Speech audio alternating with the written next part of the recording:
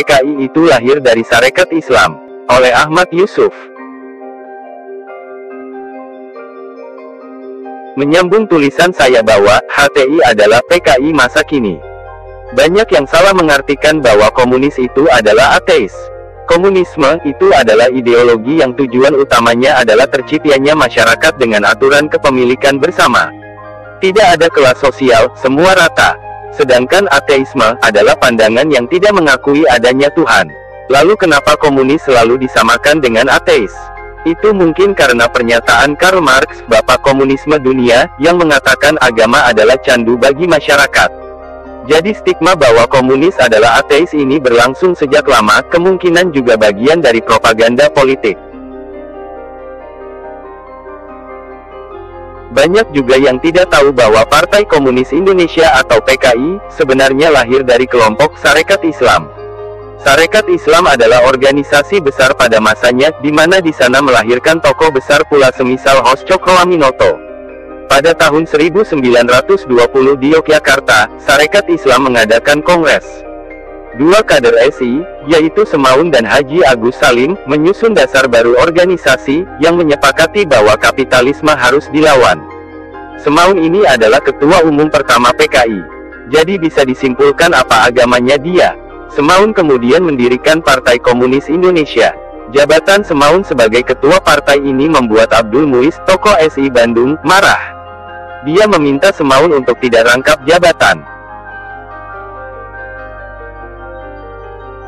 Akhirnya pada kongres berikutnya, diputuskan bahwa mereka yang tergabung di Partai Komunis, harus keluar dari Sarekat Islam.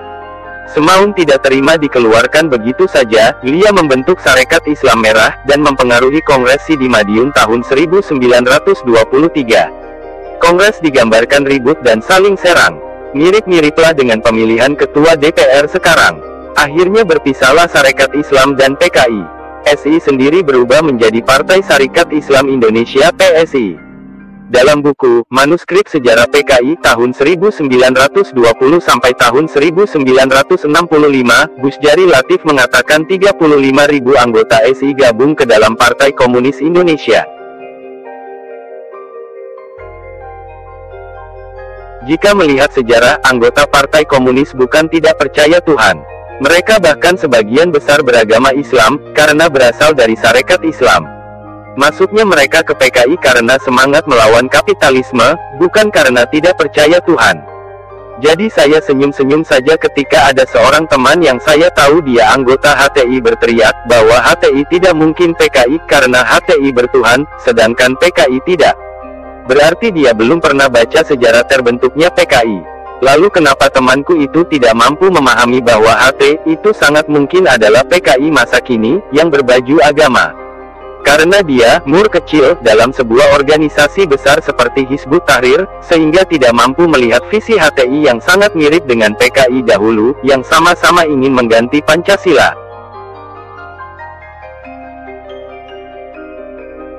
Mungkin juga temanku yang suka teriak-teriak khilafah itu tidak paham apa sih maksudnya khilafah itu. Buatnya keren aja jika kelihatan revolusioner. Kalau sudah paham bahwa anggota-anggota PKI juga banyak yang bertauhid, lalu mau ngeles kayak gimana kalau PKI itu sudah pasti tidak bertuhan. Makanya sering-seringlah ngopi, biar agak cerdas sedikit.